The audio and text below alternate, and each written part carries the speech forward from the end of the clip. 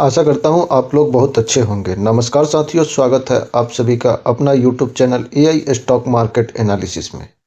आज के इस वीडियो में हम लोग डिस्कस करेंगे टाटा कंज्यूमर प्रोडक्ट लिमिटेड के बारे में। जी हाँ, इसमें आज मामूली बढ़त देखी गई है, जो कि क्लोजिंग प्राइस निकल के आई है इसका 1022 के समथिंग में। यहीं अगर इसे 5 ट्रेडिंग सेशन में अगर हम देखते हैं 2% का तेजी देखा जा रहा है, और वहीं पर अगर एक मंथ की बात करें तो इसमें ठीक ठाक लगभग 8% का तेजी देखने को मिल रहा है। 6 महीने की बात करें तो इसमें लगभग 14% का डाउनफॉल देखने को मिल रहा है। पिछले एक साल में अगर हम देखते हैं तो यहाँ पर भी लगभग 12% का डाउनफॉल देखने को मिल रहा है। तो टाटा कंज्यूमर अपने सेक्टर का बड़ा ही ज़बरदस्त स्टॉक है कंज्यूमर प्रोडक्ट में, और इसके साथ टाटा का नाम जुड़ा हुआ है। नाम से ही पता चलता है कि बहुत बड़ी कंपनी है, और साइज वगैरह हम सब देखेंगे इसके फंडामेंटल में, और इसका फुल रिव्यू करेंगे। तो सबसे पहले हम देखेंगे इसका फंडामेंटल, उसके बाद चार्ट पर टेक्निकल देखेंगे, प्राइस एक्शन, और लास्ट में हम इसके बारे में कुछ ब्रोकरेज हाउस के द्वारा इस स्टॉक में कुछ टारगेट दिए गए हैं स्टॉप लॉस के साथ, उसके बारे में भी डिस्कस करेंगे। तो वीडियो के अंत तक बने रहिएगा, ये सभी इन्फॉर्मेशन आपको इस वीडियो में मिलेंगे। इससे पहले एक डिस्क्लेमर है कि ये वीडियो सिर्फ और सिर्फ एजुकेशन पर्पज़ के लिए बनाई जा रही है, ना कि कोई हमारी तरफ से बाई और सेल का रिकमेंडेशन है। तो चलिए हम देखते हैं सबसे पहले टाटा कंज्यूमर का फंडामेंटल। इससे पहले जरा एक बार निफ्टी के बारे में अपडेट ले लेते हैं, मार्केट में क्या चल रहा है अभी। तो साथियों, जैसे कि देख पा रहे हैं निफ्टी में आज डाउनफॉल देखने को मिला है, और लगभग 93 पॉइंट का डाउनफॉल हुआ है, जो कि 0.39% का बनता है। और निफ्टी की क्लोजिंग आज हुई है 23,628 पे। फिलहाल जो निफ्टी में सपोर्ट बना हुआ है 23,500 का सपोर्ट है, और 23,800 का रेजिस्टेंस है। इसके बीच में निफ्टी ट्रेड करता हुआ नजर आ रहा है। आज एक्सपायरी का दबाव था निफ्टी के ऊपर, और ये जो चार्ट हमने ओपन कर रखा है ये डेली टाइम फ्रेम पे है। तो निफ्टी में अभी एफआई आज ज़बरदस्त सेलिंग करके गए हैं, जिसकी वजह से निफ्टी में दबाव देखने को मिला, और एफआई की सेलिंग रुक नहीं रही है। कल बाजार के लिए बहुत बड़ा ट्रिगर है, आरबीआई की पॉलिसी आनी है, और हो सकता है कि आरबीआई लगभग 25 बेसिस पॉइंट का रेट कट संभव है। चूंकि निर्मला सीतारमण जी ने बजट पेश किया था, उस टाइम इन्होंने आरबीआई के लिए एक तरह से पिच तैयार कर दिया है, और आरबीआई को अब अपनी पॉलिसी में रेट कट करना होगा। तो अगर रेट कट होता है तो 5 साल बाद पहली बार होगा कि ये रेट कट होगा। तो रेट कट होता है, इसके बाद मार्केट में कितनी लिक्विडिटी आती है ये तो देखने की बात है। तो निफ्टी का फिलहाल जो सपोर्ट और रेजिस्टेंस हम लोगों ने क्लियर कर दिया कि सपोर्ट 23,500 का है, और रेजिस्टेंस जो है वो 23,800 का है, और कल आरबीआई का बड़ा ट्रिगर है पॉलिसी का। तो ये तो निफ्टी का है, और आगे चलते हैं अब टाटा कंज्यूमर के फंडामेंटल चेक करने के लिए अगले साइड पे। तो टाटा कंज्यूमर का लास्ट ट्रेडिंग सेशन में हम लोग डिटेल डिस्कस करें। इससे पहले आप लोगों से रिक्वेस्ट है कि अगर आप फर्स्ट टाइम इस चैनल पर विजिट किए हैं तो कृपया चैनल को सब्सक्राइब करें और बेल आइकन को प्रेस करें, ताकि इस तरह की वीडियो की नोटिफिकेशन आप तक पहुँचती रहे। तो लास्ट ट्रेडिंग सेशन में लगभग 12.25 लाख इक्विटी का लेन देन हुआ है। अगर रुपए में बात करें तो लगभग 120 करोड़ का ट्रांजैक्शन हुआ है। डिलीवरी लगभग 30% इक्विटी उठाया गया है। 52 वीक हाई 11 मार्च 2024 को लगाया था 1256 रुपये का, और 52 वीक लो 20 दिसंबर 2024 को 882 रुपये का लगा था। यहीं इस स्टॉक का बेसिक बिजनेस जो है वो फूड आइटम में है, जैसा कि यहाँ मेंशन है टी एंड कॉफ़ी। तो इससे पहले आप लोगों को एक पर्सनल इन्फॉर्मेशन दे दूं कि ये स्टॉक मैं खुद के पोर्टफोलियो में ऑन करता हूं। आप चाहें तो शॉर्ट्स वीडियो जाके देख सकते हैं। फिलहाल निफ्टी में आज डाउनफॉल देखने को मिला, जिसकी वजह से पोर्टफोलियो में भी थोड़ा बहुत डाउन देखने को मिला है। तो आपके पोर्टफोलियो का क्या कंडीशन है इसके बारे में कमेंट जरूर करें, और टाटा कंज्यूमर के पोर्टफोलियो में कितना है इसके बारे में भी कमेंट जरूर करें, या लेने की प्लानिंग कर रहे हैं तो भी जरूर कमेंट करें। तो चलिए, आज का हमने देखा मार्केट में टाटा कंज्यूमर का क्या मोमेंट रहा। अब आगे चलते हैं, फंडामेंटल देख लेते हैं इस स्टॉक का। तो जैसे कि देख पा रहे हैं टाटा कंज्यूमर का मार्केट कैप 1,01,246 करोड़ का है, और यहीं पे अगर इस स्टॉक का करंट पीई देखें तो 77 का है, और इंडस्ट्रीज पीई नियर अबाउट 15 का है। तो इससे हमें ये पता चलता है कि स्टॉक काफ़ी एक्सपेंसिव वैल्यू पे ट्रेड कर रहा है। यहीं आरओसी देखें तो नियर अबाउट 10.5 का है, और आरओई लगभग 8.25 का है। फेस वैल्यू 1 का है। डिविडेंड यील्ड देखें तो 0.76 का है। बुक वैल्यू 193 का है। कंपनी के ऊपर जो डेप्थ है वो नियर अबाउट 3000 का है, 2955 करोड़ का डेप्थ है। वहीं कंपनी के पास जो कैश है 2095 करोड़ का है, यानी जो कंपनी के पास कैश अवेलेबल है उससे 1000 करोड़ ज़्यादा कंपनी के ऊपर डेप्थ है। यहीं अगर स्टॉक का मीडियम पी देखें पिछले 5 ईयर में तो 72 का है और इससे थोड़ा सा ऊपर ट्रेड करता हुआ नजर आ रहा है। पिछले 10 साल का मीडियम पी देखें तो 42 का है और अगर 3 साल की मीडियम पी देखें तो नियर अबाउट 73 का है। और अभी पिछले 1 साल का पी देखें मीडियम पी तो 81 का है। यानी शॉर्ट टर्म में तो ये स्टॉक चीपर वैल्यू पे है, लेकिन अगर 3 साल में देखें तो ये अपनी औकात पे ही है और 5 साल में थोड़ा सा एक्सपेंसिव है, 10 साल में भी देखें तो कुछ ज़्यादा एक्सपेंसिव नज़र आ रहा है। तो ये तो हम लोगों ने पी देखा और इस स्टॉक का कुछ प्लस पॉइंट है और कुछ नेगेटिव पॉइंट है जो कि आप रीड कर सकते हैं। यहीं अगर पेयर कंपनी की बात करें तो मार्केट कैपिटलाइजेशन के हिसाब से कंज्यूमर आइटम में सबसे बड़ी कंपनी है टाटा कंज्यूमर और यहीं इसकी प्रॉफिट ग्रोथ देखें तो लगभग 2.5% का है। सेल ग्रोथ जो है वो नियर अबाउट 14 का है। तो बहुत बड़ी कंपनी है, जैसे कि हाथी के साइज की ये कंपनी है। तो उस हिसाब से इन सब कंपनियों में ऐसी ही ग्रोथ देखने को मिलती है। कोई 5% 10% का प्रॉफिट ग्रोथ नहीं होता, 2% 4% बहुत होते हैं। सेल ग्रोथ ठीक है, लगभग 14% का सेल ग्रोथ कंपनी ने नंबर जारी किया हुआ है। यही क्वार्टरली रिजल्ट देखते हैं कंपनी का, तो दिसंबर का अपडेट आया हुआ है और इसमें लगभग कंपनी ने जो अपनी सेल का नंबर जारी किया इसमें 4,444 करोड़ का है और पिछले क्वार्टर में 4,214 करोड़ का था और पिछले साल तीसरे क्वार्टर में 3,804 करोड़ का था। यानी ईयर ऑन ईयर भी कंपनी का ग्रोथ हुआ है और क्वार्टर ऑन क्वार्टर भी ग्रोथ हुआ है। तो ये तो हम लोगों ने सेल देखा। जब सेल कंपनी की इंक्रीज हो रही है तो लाजमी है कि उसके साथ साथ एक्सपेंस भी इंक्रीज करेगा, जो कि हमें क्वार्टर ऑन क्वार्टर भी बढ़ता हुआ दिख रहा है और ईयर ऑन ईयर भी बढ़ता हुआ दिख रहा है। यहीं पे कंपनी की मेन चीज़ है वो प्रॉफिट है। तो कंपनी की प्रॉफिट अगर क्वार्टर ऑन क्वार्टर देखें तो जी हाँ डाउन देखने को मिल रहा है और ईयर ऑन ईयर देखें तो यहाँ पर भी हमें डाउन देखने को मिल रहा है। इसका इफेक्ट पड़ा है ईपीएस पे। ईपीएस जो कि अभी 2.82 का है, जो कि पिछले क्वार्टर में 3.68 का था। अगर पिछले साल से कंपेयर करें तो ये 2.89 का था। मतलब ईयर ऑन ईयर तो सेम ही है, लेकिन क्वार्टर ऑन क्वार्टर डाउन है ईपीएस की अगर हम बात कर ले तो।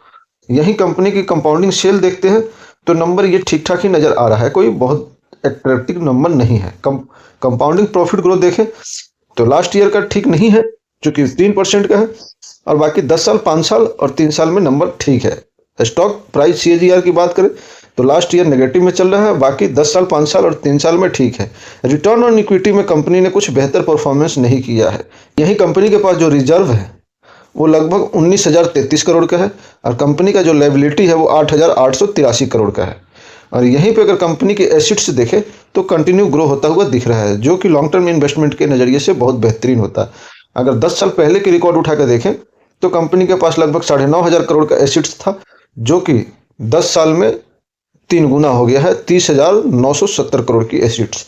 तो ज़बरदस्त इजाफा है, ये प्लस पॉइंट है कंपनी के लिए। शेयर होल्डिंग पैटर्न की बात करें, प्रोमोटर के पास जो शेयर होल्डिंग पैटर्न पड़ा हुआ है वो 33.84% का स्टेक पड़ा हुआ है। वहीं एफआई की कंटिन्यू सेलिंग हो रही है, जिसकी वजह से इस स्टॉक में भी 1% का डाउनफॉल क्वार्टर ऑन क्वार्टर अगर देखें तो हमें देखने को मिल रहा है। जब एफआई 1% डाउन हुए हैं स्टेक, वहीं डीआई 1% अपना स्टेक बढ़ाए हुए हैं इस क्वार्टर में। गवर्नमेंट के पास स्टेबल है 0.1% का। पब्लिक शेयर होल्डिंग की बात करें तो ये भी स्टेबल नजर आ रहा है, लगभग 23.5% का। क्वार्टर ऑन क्वार्टर देखें तो लगभग 0.5% का जंप है। ये तो हम लोगों ने फंडामेंटल देखा, शेयर होल्डिंग पैटर्न। अब आइए हम लोग देख लेते हैं म्यूचुअल फंड क्या कर रहे हैं, इसमें बिग प्लेयर जो है उस स्टॉक में क्या मूवमेंट कर रहे हैं। मेन चीज़ तो यही होती है कि बिग प्लेयर का मूवमेंट क्या है। तो जैसा कि हम लोग देख पा रहे हैं कि जो अगस्त में म्यूचुअल फंड की तरफ से खरीदारी हुई थी, सितंबर में भी खरीदारी, अक्टूबर में भी, नवंबर में भी, लेकिन दिसंबर में सेलिंग हुई है। और जो सबसे बड़ा जो सेलर है वो जनवरी मंथ की बात करें तो निप्पॉन इंडिया ने सेलिंग किया है इसमें ज़बरदस्त, जो कि 3,07,768 इक्विटी का सेलिंग किया है निप्पॉन इंडिया ने, जो कि 0.03% का है। वहीं जो सबसे बड़ा जनवरी में बायर है वो निप्पॉन इंडिया ही है, जो कि 4,79,463 इक्विटी की बाइंग किया है, जो कि 0.05% का है। तो ये तो हमें देखने को मिला कि इस स्टॉक में बिग प्लेयर यानी म्यूचुअल फंड वाले की क्या पोजीशन है और वो क्या कर रहे हैं। तो हमें जैसा कि देखने को मिल रहा है, दिसंबर में तो डाटा सेलिंग का आया हुआ है, लेकिन जनवरी का डाटा बाइंग का हमें देखने को मिलेगा, जो कि अभी चार्ट पे अपडेट नहीं है।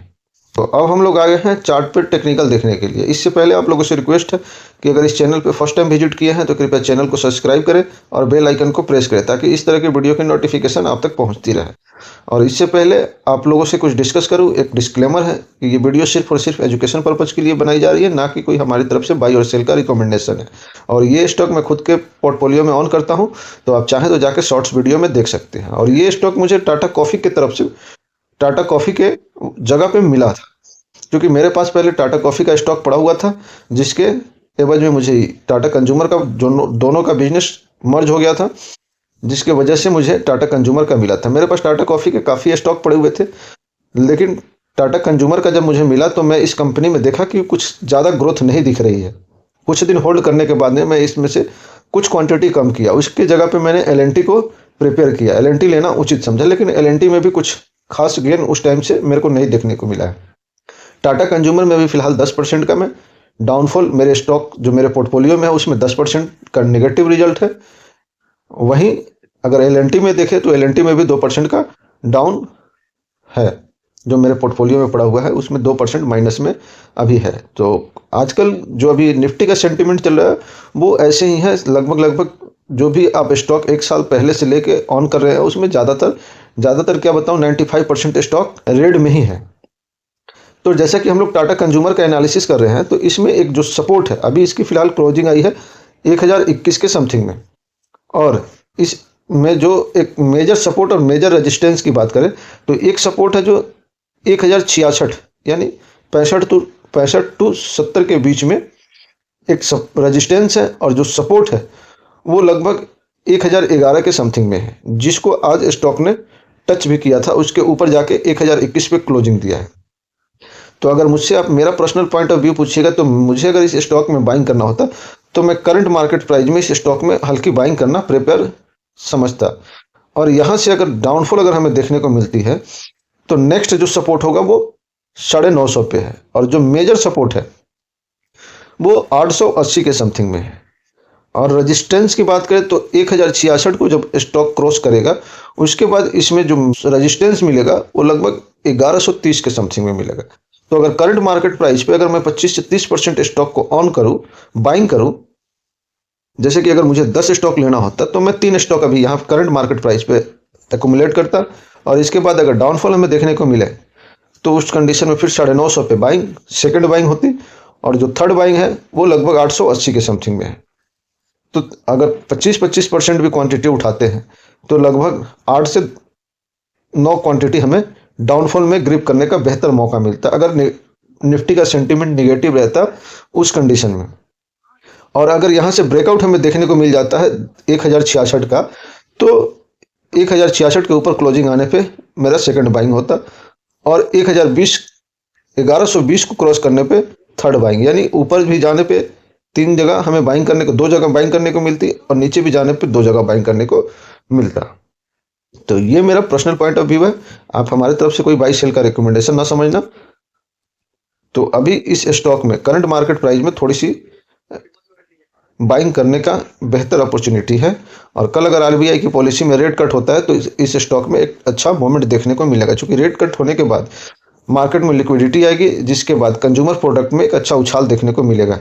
और हम अगर टाटा कंज्यूमर की बात करें तो ये काफ़ी दिनों से साइडवेज चल रहा है। ये तो हम लोगों ने डेली टाइम फ्रेम पे चार्ट को ओपन कर रखा है। अगर वहीं पे हम वीकली टाइम फ्रेम में देखें तो लगभग इस स्टॉक में जनवरी 2024 के बाद से जो मोमेंट हमें देखने को मिला था लगभग 90 डिग्री का, उसके बाद से कंटिन्यू इसमें डाउनफॉल ही देखने को मिल रहा है। थोड़ा सा सर्वाइव ऊपर जाने की कोशिश किया, लेकिन उसके बाद फिर इसमें करेक्शन आया हुआ है। 1066 का जो इसका रेजिस्टेंस है, यहाँ से टच करने के बाद में फिर ये नीचे मूव करता हुआ नजर आ रहा है। तो फिलहाल आपका क्या पॉइंट ऑफ व्यू है इसके बारे में कमेंट जरूर करें। मेरे हिसाब से अभी ये स्टॉक साइडवेज है, क्योंकि इसकी जो प्रॉफिट है वो डाउन हुई है। भले कंपनी ने सेल को बढ़ा चढ़ा के पेश किया है, लेकिन अभी इस स्टॉक में साइडवेज होने की संभावना ज़्यादा है, और ये अभी ना ब्रेकआउट देगा ना ब्रेकडाउन होगा, जो मेरा पर्सनल पॉइंट ऑफ व्यू है। इसमें अभी कुछ दिन इसी रेंज में कारोबार करता हुआ दिखेगा, और ये तब तक दिखेगा जब तक कि इसके नेट प्रॉफिट में ठीक ठाक जंप ना देखने को मिले। तो चलिए अब आगे चलते हैं। इसके बारे में जो ब्रोकरेज हाउस ने रिपोर्ट दिया है, इसका टारगेट दिया है, वो हम लोग एक बार देख लेते हैं।